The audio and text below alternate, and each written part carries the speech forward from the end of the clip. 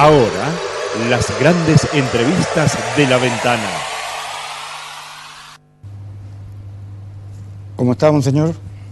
Muy bien. Bueno, hoy con monseñor Alfonso Delgado, arzobispo de San Juan. ¿San Juan de Cuyo es todavía o es San Juan? Bueno, San Juan, pero como hay tantos San Juan en el mundo, está San Juan de Puerto Rico, San Juan de no sé dónde, San Juan de Cuyo. De Cuyo. Pero el arzobispado se llama de San Juan de Cuyo. Arzobispo de San Juan de Cuyo. Está bien. Así fue erigido en el año 1834 con el primer obispo, que era Fray Justo Santa María de Oro. Sí, sí. Recién 100 años después se convirtió la diócesis en arquidiócesis, es decir, un ámbito a la iglesia del cual se desprenden otros ámbitos, la provincia de Mendoza, Neuquén, San Luis, etcétera, con obispados propios. Entonces, la diócesis pasa a ser una diócesis metropolitana, arquidiócesis, y por lo tanto al obispo se llama arzobispo. Con esto no se le añade ni se le quita nada al hecho de ser obispo. De hecho, yo me presento más como obispo de San Juan que el monseñor Orsali fue el primer arzobispo. Orsali era obispo y entonces en el año 1934 se desmembraron otras diócesis y quedó constituido en iglesia metropolitana, por lo tanto él empezó a ser arzobispo. Bueno, cuéntenos un poquito de qué provincia es usted.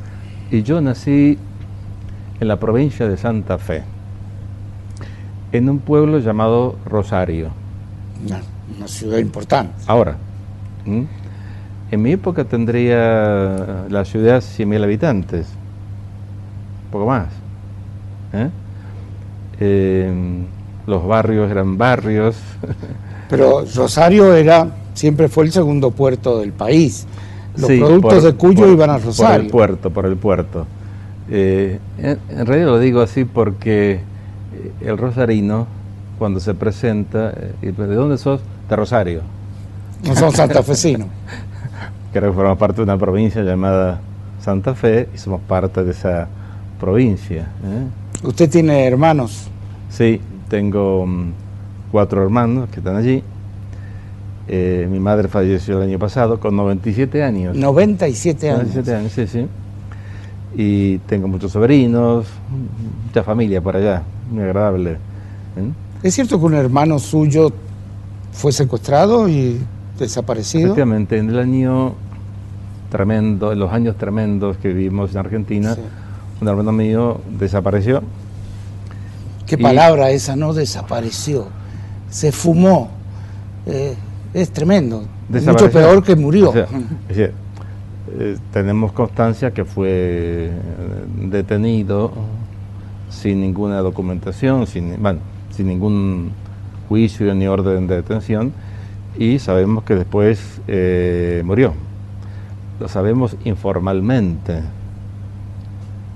Eso creó un dolor muy grande en la familia, pero decidimos con mi madre, mi padre había fallecido, mis hermanos, no vivir ni con odio ni con rencor a nadie.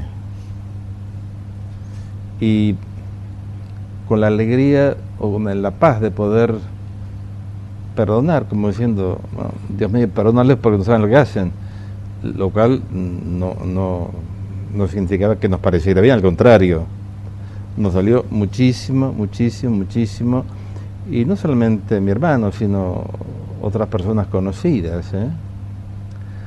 Fue una época muy dura, muy dura. Yo me acuerdo, yo era sacerdote, y cuando la conferencia episcopal quería hacer una comunicación, ningún medio la transmitía, y había que pasarse de mano en mano hasta llegar y poder leerse en las iglesias, con mucho respeto, pero haciendo ver lo delicado de la situación. Esos documentos están ahora editados por la Conferencia Episcopal de Argentina, pero fueron épocas muy duras. Sí, que todavía no termina de cicatrizar, porque uno ve que apenas empiezan a tocar ciertos temas, empieza a haber una división profunda. Sí, y además esa división es entre quienes no lo han vivido. Eso Sí. me da mucha pena, porque creo que alguna vez tenemos que mirarnos como hermanos, comprendernos, perdonarnos, recomenzar una vida ciudadana nueva y empezar a crecer. Dejar de odiarnos, de faltarnos al respeto, de insultarnos. Eso no quiere decir que cada uno no piense de modo distinto, pero cómo enriquece una mirada conjunta con diversos matices o diversos ángulos. Gracias a esa mirada variada.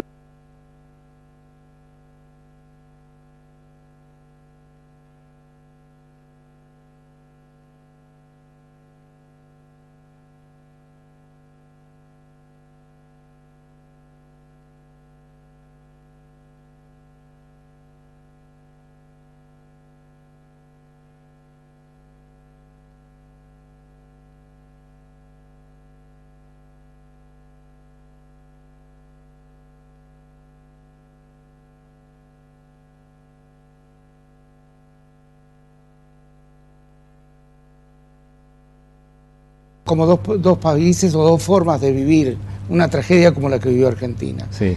Ahora, uno puede quedarse encerrado, encarcelado, enjaulado, Sí, sí. en ese odio y no poder salir. Sí, Hay que salir, hay que salir. Y entonces uno recupera la libertad.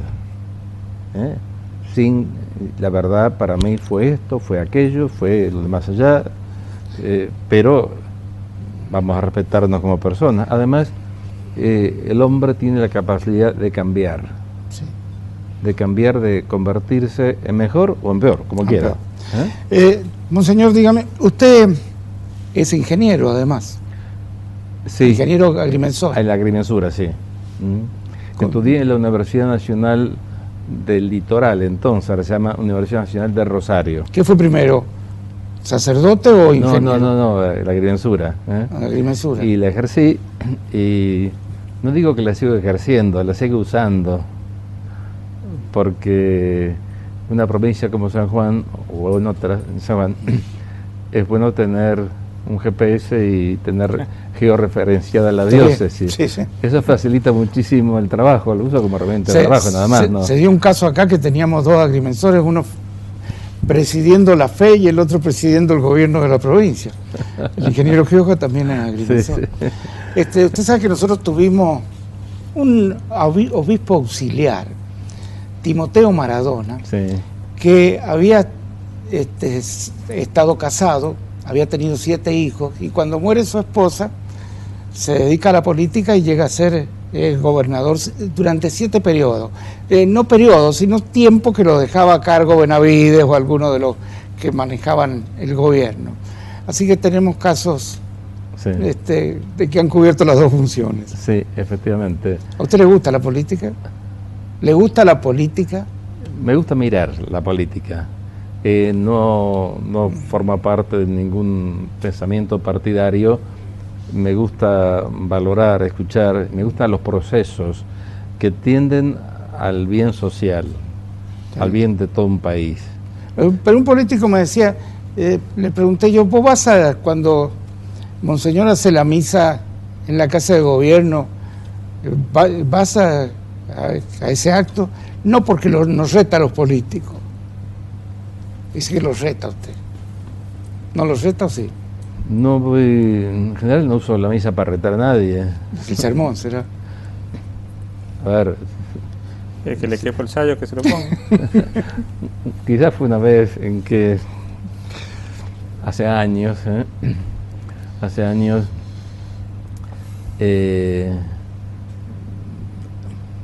pedía que nos uniéramos un poquito más, que dejáramos de desentendernos, pero que nos uniéramos en cosas buenas, Sí. en cosas rectas. Y entonces me acordé en ese momento de una anécdota que he escuchado. De un legislador de un lugar de Argentina de cuyo nombre no quiero acordarme. Me dice, mire padre, los políticos no estamos tan debidos como parece, porque a veces el gobernador, no sé quién, quiere sacar una ley y no encuentra la forma y nos pone unos dólares a cada uno y todos levantamos la mano, una unidad perfecta. Y digo, pero eso es tremendo, le digo. Entonces le digo, no busquemos ese tipo de unidad. De unidad. Sí. Y entonces, bueno, madre mía, hubo tantas rajaduras de vestidura, hasta el juez federal mandó a declarar, pidió de que declarara. ¿Dónde pasaba eso? Sí. Yo lo supe como una confidencia y por supuesto me imagino que lo habría retado al que me lo dijo. Le dije, no puede ser esto. Otra vez usted acá, en este programa, fue el primero que dijo de que le habían dicho que cuando hay una zapatilla colgada significa que ahí se vende droga. Y yo he visto muchas zapatillas colgadas. Después vino el ministro de Gobierno de ese entonces y lo desmintió. Ahora los hechos parece que le dan la razón, que había demasiadas zapatillas, ¿no? Esa formación yo la sabía de la provincia de Buenos Aires y acá me la encontré en un barrio. Empecé a mirar y vi que había en algunos lugares muy específicos y fui preguntando, me dijeron, sí, sabemos que esa es la señal de que hay droga. Y entonces en un reportaje que me hicieron me preguntaron qué me parecía de la despenalización de la droga. Está despenalizada, si yo quiero comprar droga, no sé dónde comprarla. Y bueno, no sé, parece que lo pusieron como titular y se armó un revuelo de la Gran 7. Me acuerdo que hasta el gobernador estaba preocupado.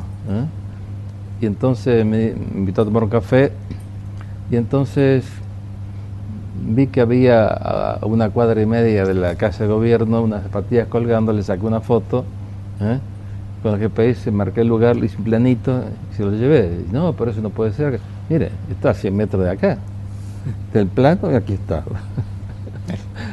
Bueno, a partir de ese momento vi que se empezaron a cuidar mucho más esto y a prestar atención en esto. Pero en fin, no tuve ningún deseo de protagonismo, mucho menos simplemente expresar una cosa con toda normalidad, algo que está pasando y que nos daña a todos. Y que ahora vemos que el narcotráfico es uno de los problemas más graves que tiene Argentina. Es un problema. En su ciudad, Rosario, directamente la cantidad de fallecidos que hay relacionados con la droga, pero aparte están en las hinchadas de fútbol, están en todos lados. Sí. E incluso cumpliendo funciones del mismo Estado. Sí. Cumplen la ¿Qué droga. pasa? La droga atrapa y la droga mata. Te vas trozando el cerebro poco a poco, y si no te morís, vas degradándote como persona. Y no porque tengas una enfermedad, un virus, una cosa así, o los años, sino vos mismo. Y pagás mucho por eso. Y llega un momento en que la gente no tiene dinero y sale a buscar cualquier forma, aunque sea delictiva, para eso. Ahora, esto es la pobre víctima de la droga, pero en la cadena, ¿cuántos crímenes, cuánta corrupción, cuánto dinero sucio, cuánta violencia, cuánta degradación y cuánta pobreza genera todo esto? Entonces, espero que los argentinos nos lo tomemos muy en serio. No solamente un ministro, un presidente, un gobernador, sino todos los argentinos y sobre todo los padres de familia y los mayores. O sea, los niños y los jóvenes son víctimas de la degradación nuestra de los mayores. Ahora le digo que se habla mucho de droga, pero se evita hablar de otros temas. Por ejemplo, el alcoholismo, que es más grave que la droga acá, o la ludopatía. El juego en todas las provincias, y al lado está la usura y esto es real. Sí, pero alguna vez ha dicho que Argentina es un gran casino. Es un gran casino, sí. ¿Cierto? Y además se pone en lugares muy vulnerables. Usted lo tiene a 1 cuadra de la catedral. Eso es lo de menos. Está al lado donde la gente va a pagar la luz, el teléfono, el banco, va a cobrar su jubilación y por ahí no me alcanza, a ver si con ese me alcanza un poco más. Y se mete, se queda sin nada. y hombres, mujeres, Sí. jóvenes, a cualquier hora. Es decir, normalmente estos casinos están reservados a lugares un poquito más apartados para Para turismo, para sí, otra una cosa. de estas, pero no hay como un anzuelo, ¿eh? Lo mismo el alcohol. Hoy escuchaba la preocupación que hay de la venta de alcohol por todas partes y hay gente mayor que gana mucho dinero a costa de la falta de madurez de mucha gente joven. Es así. Esto sí que, no sé, digo, no será un crimen de lesa humanidad también, porque, o por lo menos muy grave, Sí. permitir eso. ¿Eh? Bueno, hay muchas cosas que arreglar entre todos. Bueno, vamos a dar término a este bloque, que la idea es hablar un poco de las cuestiones personales, que lo conozca un poco más la gente. ¿Usted ha sido feliz como sacerdote? Sí, y lo sigo siendo. Y pido a Dios la gracia de morirme feliz. Le puedo decir que mi vida no ha sido fácil. Mm. La de ustedes tampoco. Todos tenemos nuestros Pero problemas. Dios nos quiere inmensamente felices en la tierra y en el cielo. ¿Eh? ¿En serio? Sí. Pero ¿en qué es lo que encuentra la felicidad? ¿Cómo? ¿En qué es lo que encuentra la felicidad? Mira, Porque en uno no puede ser feliz, en digamos, todo el encontrar tiempo. el sentido de tu vida, el sentido de la vocación, el sentido de la misión que uno tiene. Y cómo a pesar de aciertos, desaciertos, fallos, errores, talentos, virtudes, uno va avanzando. Y la persona de fe creyente sabe que, y lo sabe hasta el fondo de su corazón, está Dios a tu lado. ¿Eh? Y es Dios quien te guía, te ilumina, pero caminas vos. No camina Él por uno, te ayuda a caminar. Sí. Pero uno es responsable, es libre. Sin libertad no se puede amar ni a Dios ni a nadie. ¿Eh? ¿Y nunca se enamoró? Antes de pensar en ser sacerdote, lo pensé. Lo pensó, me imagino. Lo pensé. Normalmente el camino que tenía por delante era una carrera, formar una familia. Me interesaba mucho la política estudiantil, universitaria. En el colegio también. Me interesaba el deporte. ¿Qué deporte practicaba? Allí empezamos a hacer, fuimos pioneros en buceo en Rosario, que tiene un río de aguas turbias. Sí, Es muy difícil bucear allí. me imagino. Pero en fin, buscando otros lugares, fuimos armando un pequeño club de buceo y como los equipos eran muy caros, hasta hicimos una pequeña empresa, de hecho, para pequeños rescates y cosas así en el río, y con eso pudimos pagar esos equipos. Es decir, fui un poco inquieto. O sea que tuvo una juventud de alguien que no pensaba que iba a llegar a ser obispo. En absoluto, no. En la vida pensé que iba a ser sacerdote. Pensó. No, nunca pensé. Más cuando alguna vez alguien me lo preguntó, contesté que no, estaba absolutamente convencido que no sería. Era una mujer que le preguntaba. ¿Cómo? Era una mujer la que le preguntaba. Varias personas. Está bien. Varias personas. Y no. Priorizaba el estudio. Tengo 3 hermanas, así que amigas de mis hermanas, gente conocida. Esas fotos son de familiar suyo, creo. Acá lo tiene que enfrente. Ah, sí. Acá lo tiene enfrente. Ahí está, sí. Con mi hermana melliza. El de celeste debo ser yo, ¿no es cierto? Mi hermana se me aterriza y yo estaré con una cuchara seria. Serio, ¿no? Pero hace muchos años, ¿eh? Eso hará más o menos 72 años, 73 años. Ha pasado tiempo. Y sigo siendo inmensamente feliz, ¿eh? De pronto descubrí en mi vida que había muchas formas de utilizar los talentos, o lo poco que era uno, haciendo mucho bien o pudiendo hacer un poco más de bien con lo que uno era, con la familia, con el trabajo, con la profesión, con mis inquietudes. con mis anhelos, ideales, etcétera. Y más adelante descubrí esa llamada del sacerdocio, que fue muy serena, fue estrendosa, ¿no? No es que se despertó un día con idea. No, fue una cosa fue que madurando. gradualmente una luz que se fue encendiendo de a poco, y entendí que no era una ilusión mía, sino era alguien que llamaba, ¿eh? Y no lo dudé, así que respondí que sí, ¿cierto? Ahora, estaba absolutamente convencido que en la vida iba a ser obispo, pues jamás.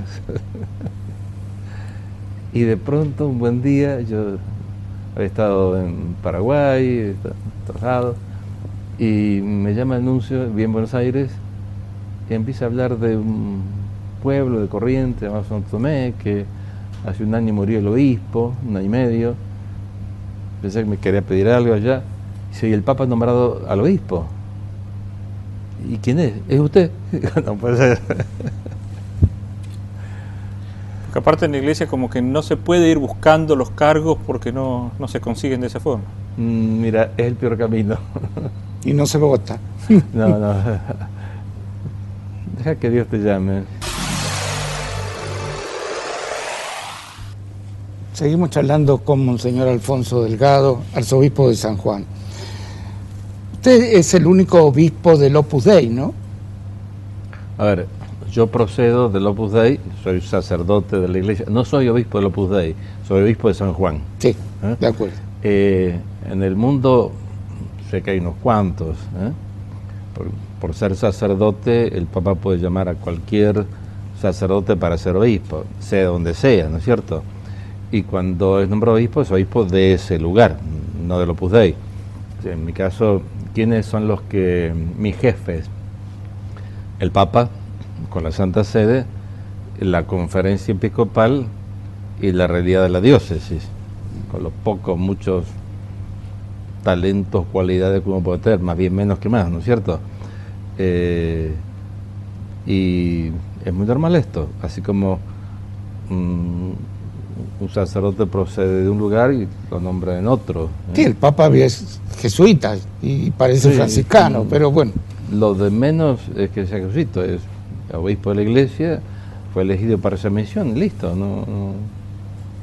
no es el Papa jesuita, no es el Papa de los argentinos, es el Papa de la iglesia. Sí, pero hay todo un misterio respecto al Opus Dei. Hay gente que no lo conoce y opina o habla, y yo tengo conocidos que son del Opus Dei, personas totalmente normales y religiosas, y otros opinan Es que distinto. si no fuera una persona normal de corriente no podría ser del Opus Dei. Claro. Está compuesto por personas corrientes, solteros, casados, viudos, como sea, que cuya única finalidad es recibir esa ayuda espiritual que brinda la Iglesia a través de esta institución para buscar la plenitud, o intentar buscar la plenitud con la ayuda de Dios, la plenitud de la vida cristiana, que no son cosas raras, Siempre se la relacionó más con el apego al dinero o los bienes o cuestiones así. Una vida de austeridad, de piedad, de trabajo, de familia, y convirtiendo eso en ocasión de contagiar la fe y el amor a Jesucristo, nada más. En la Opus Dei habrá de campesino, alguno que puede ser empresario, algunos miembros del Opus Dei que tienen una dedicación full time, son ordenados sacerdotes con toda libertad para servir espiritualmente, pastoralmente, los apostolados que lleva el Opus Dei de servicio a la gente, y también para aquellas misiones que pueda pedir la Iglesia, en todas partes. Ese es mi caso. Sí. Así que la verdad que ser el Opus Dei me ayudó muchísimo a descubrir la riqueza de la vida cristiana. Yo pensaba, cuando estudiaba, que por un lado iba mi fe creyente, por un carril, por otro, distinto, mi trabajo, mis amigos, mis ideales, mis aficiones deportivas, la familia que iba a poder formar, etcétera, hasta que conociéndolo, pues ahí vi que era un solo camino, porque la fe ilumina tu vida, tu familia, tu trabajo, tus amistades, tus ideales, tus afanes, convirtiéndolos en algo donde no puede amar más a Dios y a los demás con eso, y contagiar tu fe, compartir esas cosas grandes y buenas, sin mucha laraca, sino sirviendo y amando. A mí me hizo mucho bien, y me sigue haciendo mucho bien recordar esto. Así que doy gracias a Dios, ¿no es cierto? Ahora, hay gente que no entiende la normalidad. Piensa, no sé. ¿Qué cambió con tener un papa argentino? ¿Cómo? ¿Qué cambió tener un papa argentino? Para la iglesia argentina estoy hablando, ¿no? A mí me dejó sin habla. Y lo primero que hice, sin pensarlo, fue empezar a rezar por él. Y los que estaban conmigo en aquel momento me oyeron decir, pobre Jorge. Pobre Jorge. Como Lo diciendo, primero que pidió Bergoglio que rezaran por él. Sí, él además había hablado unos días antes para decir, mira, te envío una carta a través de fulano, que quiero que era para vos, pero mira que Buenos Aires, cuando vayas a la reunión de la conferencia episcopal la vas a recibir. Digo, pero vos no vas a ir a la conferencia episcopal. No tengo el cónclave, dice. Digo, perdóname, no asocié, así que te la dejo ahí. Dice, reza por mí. Digo, sí, rezo por vos, es cierto, me lo pedí siempre. Y unos días después, es el Papa. Yo viajé a Roma. El Papa nos pidió que no fuéramos. Pero, a propósito de esa carta, yo tenía que ir a Roma. Hablé con el nuncio y me dice, vaya. Y entonces, cuando nos vimos, en una pequeña reunión, preguntó, ¿y recibiste la carta? Sí. ¿Y cómo está? ¿Está resuelto ya? ¡Qué alegría que me da! Otra vez, después del accidente de José Luis Gioja, que nos vimos ahí en la Plaza San Pedro, dice, ¿cómo está tu gobernador? Decirle que he rezado por él, como me han pedido. Pero está bien, se ha recuperado. Y le conté, dice, bueno, me da mucha alegría también. Es muy normal el Papa. Muy normal, gracias a Dios. Bueno. Muy cercano, muy cercano a todos, no sé cómo hace. ¿Pero le parece que va a poder producir cambios en la iglesia o que no son necesarios algunos cambios? Los cambios se van haciendo y los más importantes son los que se notan menos.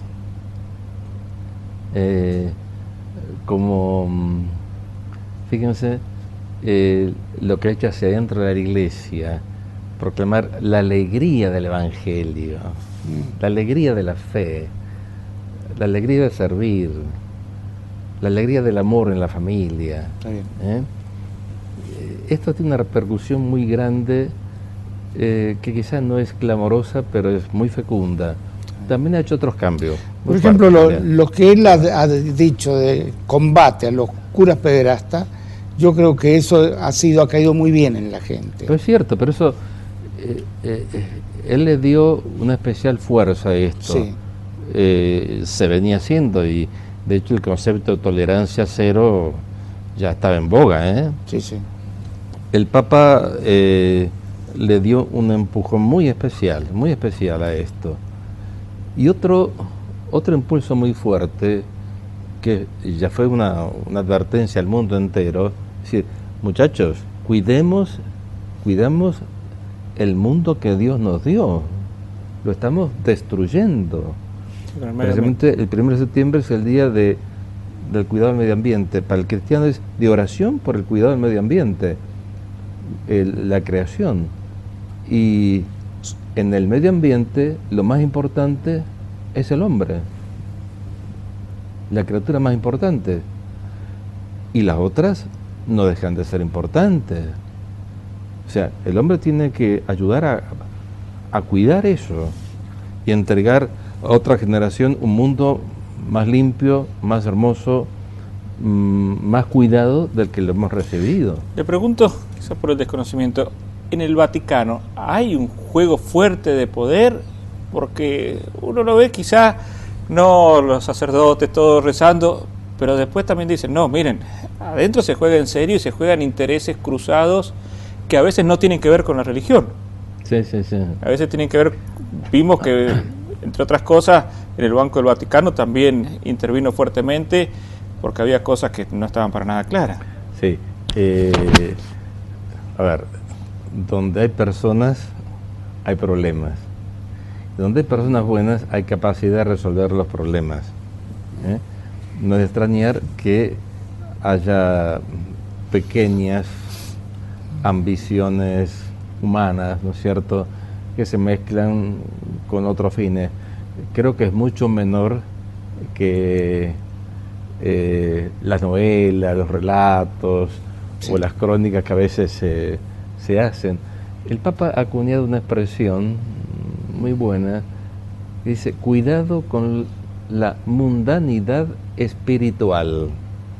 Es decir, hacer que se trabaja para Dios, para la gente, pero en el fondo se busca la propia gloria. Es la peor de las corrupciones que puede pasar. Cuidado, dice. Nos lo advierte a los obispos, a los sacerdotes y a los fieles, ¿no es cierto? Cuidado con eso. O sea, no vaya a ser que te la creas. Cuando el Papa fue elegido, nos mandó una carta a los obispos de Argentina, decía: muchachos, no se la crean. No se la crean porque hay Papa argentino. Sí, sí. Que somos iguales a los demás. Hay que trabajar y servir. Usted sabe que yo cubrí el Vaticano 2 años, sí, para Diario Clarín. Y a una oficina que tenía que ir casi todos los días, que era la del hoy cardenal Zamoré. Un hombre, sí, bajito, pero con una personalidad que, sí, se enfrentaba a los militares de Chile y de Argentina y los amenazaba con todo si no, sí, paraban, sí, esta guerra absurda, ¿no? Y ahí uno se da cuenta de que sin tanques la diplomacia vaticana puede ser muy dura, ¿no? Muy dura.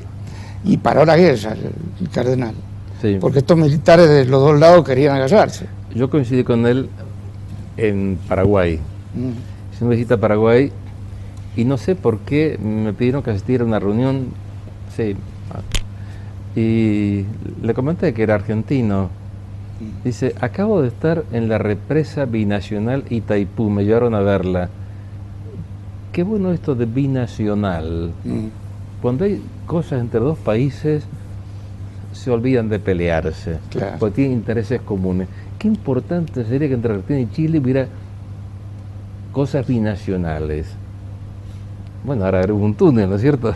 Habrá otras cosas, pero qué importante es, decía, para Europa, para América, para Argentina y para Chile.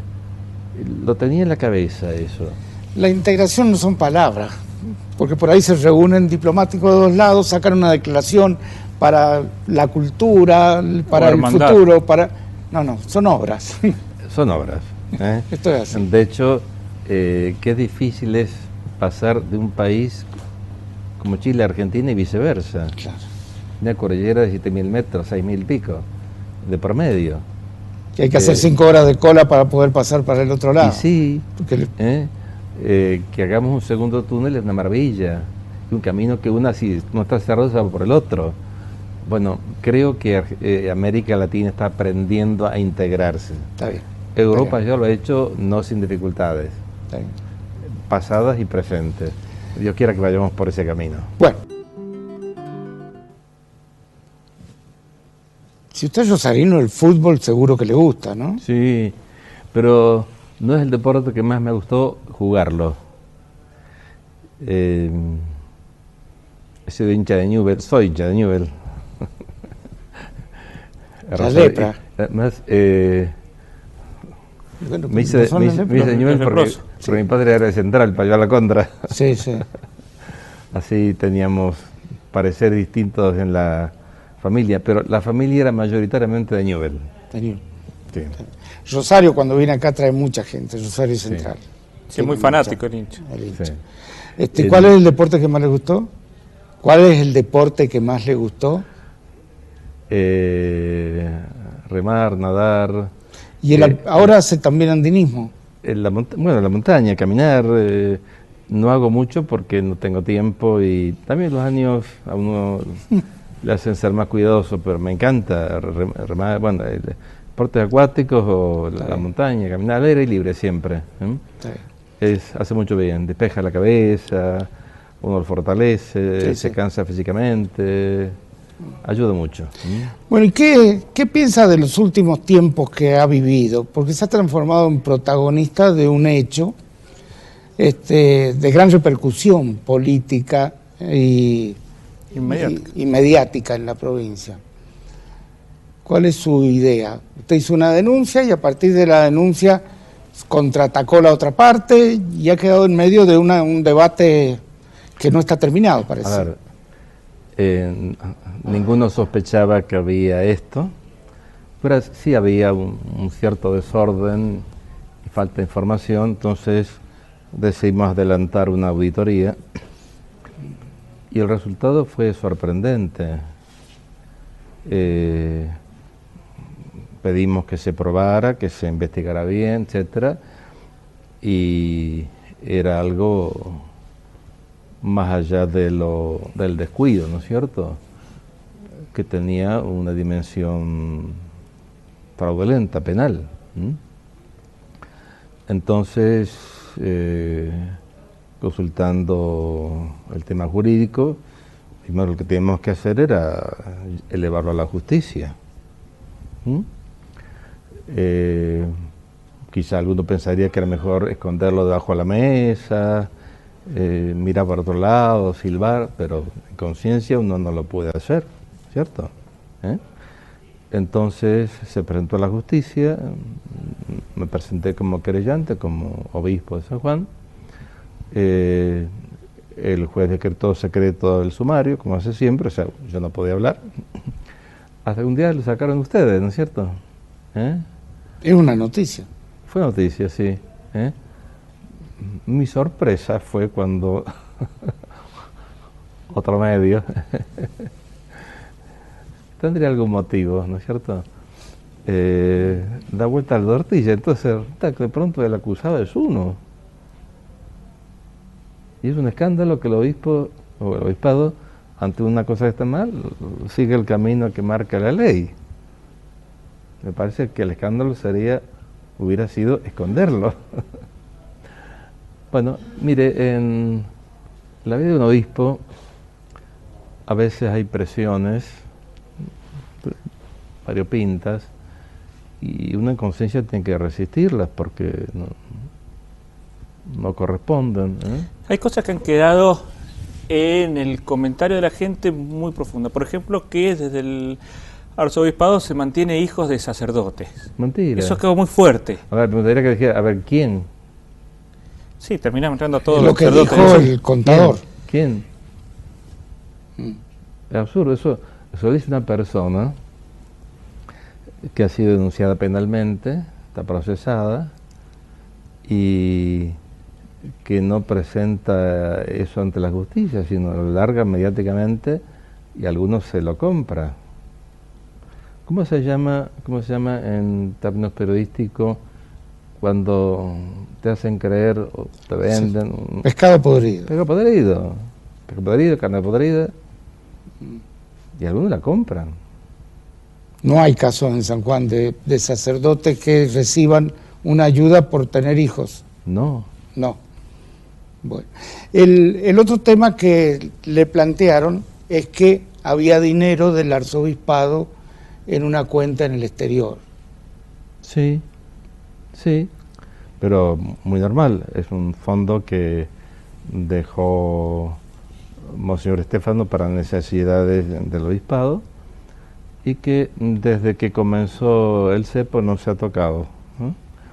Y después, en el DIOR precisamente, que es uno de los organismos que más controla todo, ahí recibimos algunas ayudas de instituciones como Adveniat, como ayuda a la iglesia necesitada, Kirchenotis alemana, y entonces a instituciones, parroquias, seminarios, movimiento, que envía un proyecto y le conceden esto, ¿cierto?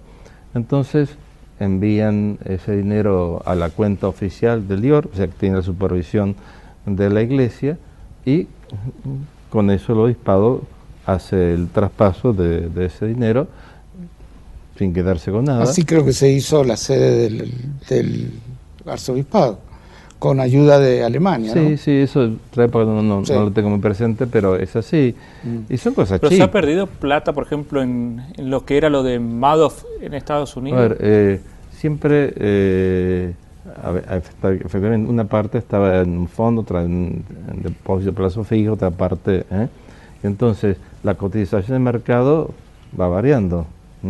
Evidentemente, nadie previó eso porque tenía la mejor calificación y de pronto ocurrió esto. Bueno, pudimos recuperar el valor nominal de esto. Costó un poco de trabajo, pero bueno, finalmente, y aunque no es ningún consuelo, la pérdida que hubo fue menor que lo que el bien que produjo en esos años, pero hubiéramos necesitado esos fondos para otras cosas que hacían falta, que tuvimos que resignar eso. Ahora, usted sabe que hay una usina también de gente, cuando Juanca le preguntó de si hay intereses políticos dentro de los sacerdotes o de la iglesia, es porque muchas veces los que proporcionan informaciones son también sacerdotes. ¿Usted es consciente de esto? Podría ser, puede ser. Yo en ese aspecto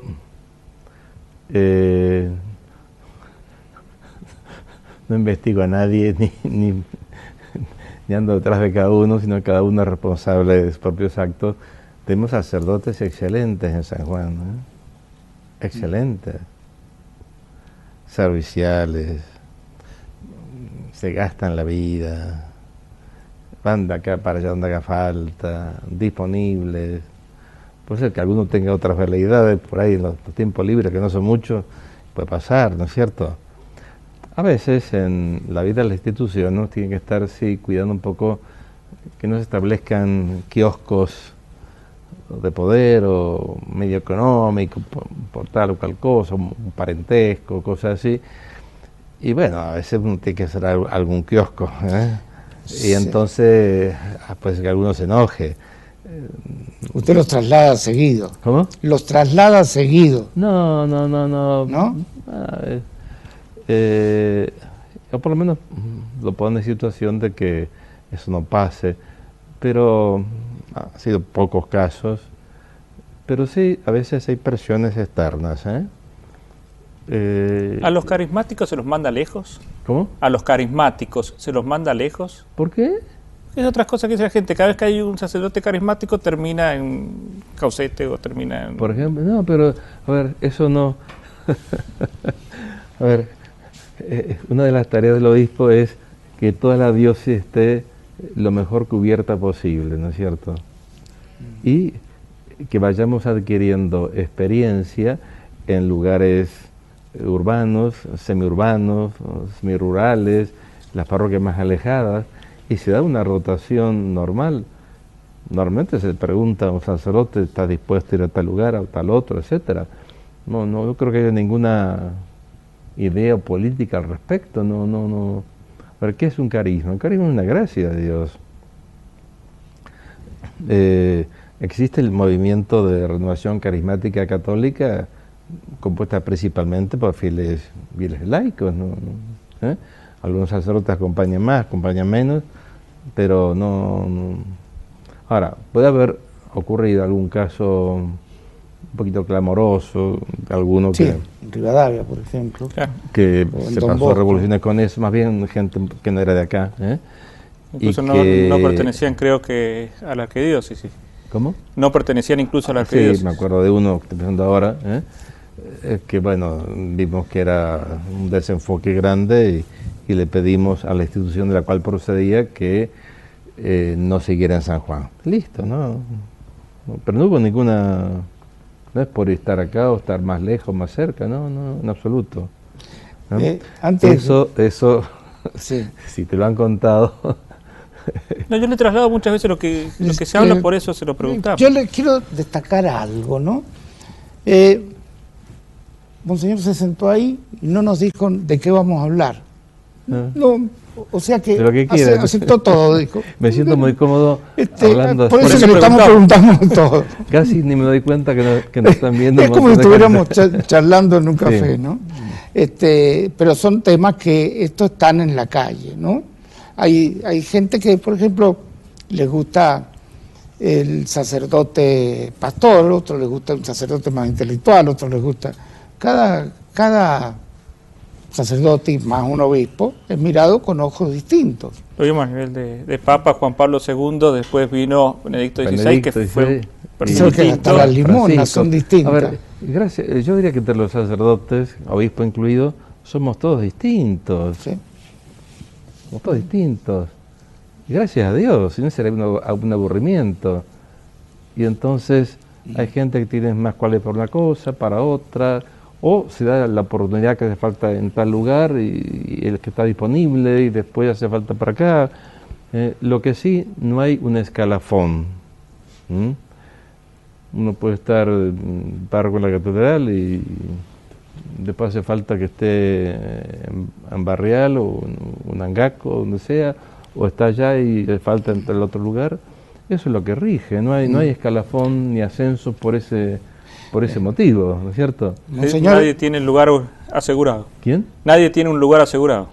Ni asegurado ni dejado de asegurar. Claro. Estamos para servir. ¿me equivoco yo o hoy es Santa Rosa? Hoy Santa Rosa de Lima, Usted tendría que estar en patrona de el América. 25 de mayo, ¿no? Tendría que estar en 25 de mayo. Bueno, le agradezco que esté acá. Y iba a ir, pero sacando cuenta de los tiempos, no iba a llegar. O tenía que venir muy rápido y era peligroso de noche y así todo no llegaría. Entonces aprovecho, si me están escuchando en Santa Rosa, en el departamento del 25 de mayo, que me disculpen que no podía estar, pero... Creo que en una de esas era la última posibilidad que tenía que ir a Santa Rosa, ¿no? Es la última fiesta patronal a la que teóricamente iba a asistir como obispo de San Juan, porque tengo 74 años.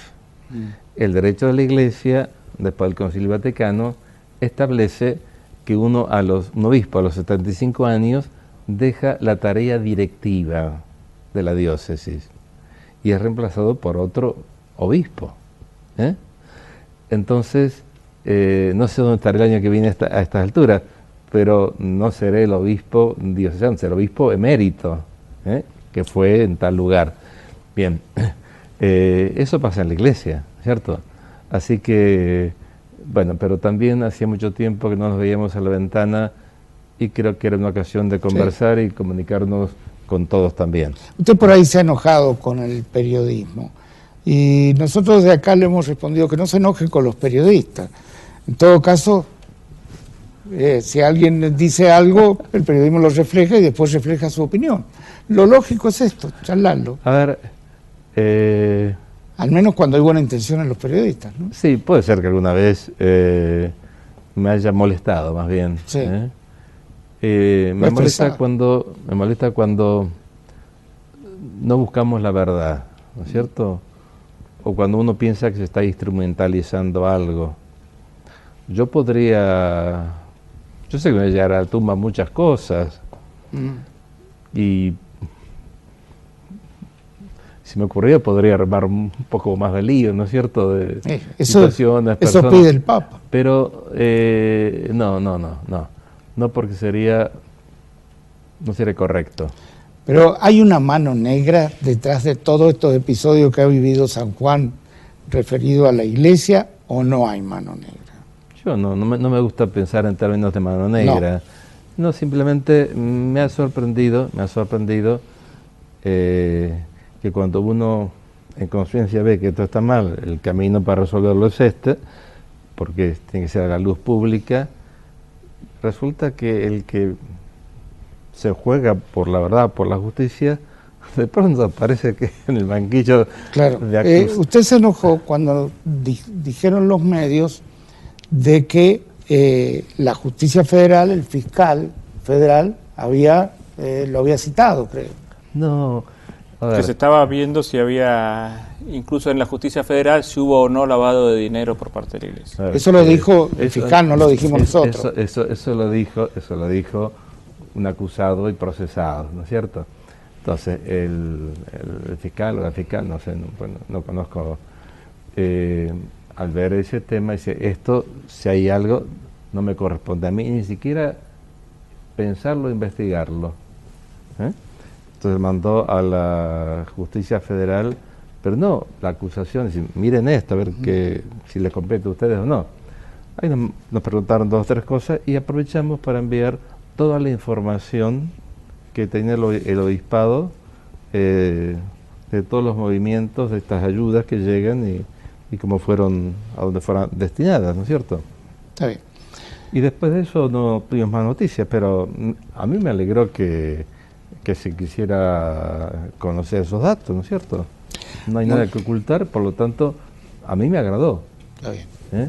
No lo vi como algo negativo, algo malo, al contrario. Por eso que lo destaco que fue esa la información que tal vez le molestó en su momento y dijo del periodismo que como que lo había tocado. El periodismo lo dijo porque lo dijo un fiscal. Nosotros al menos, ¿no? El fiscal dijo, mire, está esto, no Sí, me sí. corresponde a mí, te corresponde a vos. Sí, sí, Mira a ver está que el juez mire, no sé. A mí me alegró la noticia y de pronto resulta que Está bien. la interpretación es otra. Monseñor, realmente ha sido un gusto charlar con usted. ¿Cómo? Ha sido un gusto charlar con usted, tenerlo acá. Hemos estado 1 hora charlando, parece que fue poco tiempo, pero ha sido 1 hora. Bueno. Y que realmente haya aceptado todas las preguntas. A ver, me siento muy a gusto con el periodismo. Bueno, ¿eh? Podemos pensar distinto. Pero una vez hemos pensado distinto. Muchas ¿No es veces. cierto? Sí. ¿Eh? Sí. Y eso nos enriquece a todos. Pero con el respeto, sin agredirnos y buscando la verdad. Claro. A veces la podemos encontrar más fácil, más difícil. ¿eh? Yo de verdad que me siento muy contento, muy feliz de estar con ustedes. Pido disculpas a la gente del 25 de mayo, pero me pareció que valía la pena. Muy bien. Le digo que soy muy feliz siendo sacerdote, siendo obispo y sabiendo que en 1 año más o menos termina mi misión. Muy bien. Joana, tenemos un regalito para Monseñor. Son todos productos de San Juan. Y muchas gracias. productos de nuestros auspiciantes también. Él va a tener para brindar y para comer alfajores. ¿Se puede abrir? Sí, que no se vaya a caer nomás. Ah, Un champán. contexto. Sí. Extra Son, brut. son de San Juan. Muy bien, muchas gracias. Este- Muchas gracias. La verdad que me ha sorprendido porque no. Usted está acostumbrado a tomar vino de misa, así que Sí. un champancito puede tomarlo. Bueno, muchas gracias a ustedes. Gracias a usted, Y que Dios Monseñor. bendiga a ustedes y a toda la audiencia que nos ha escuchado.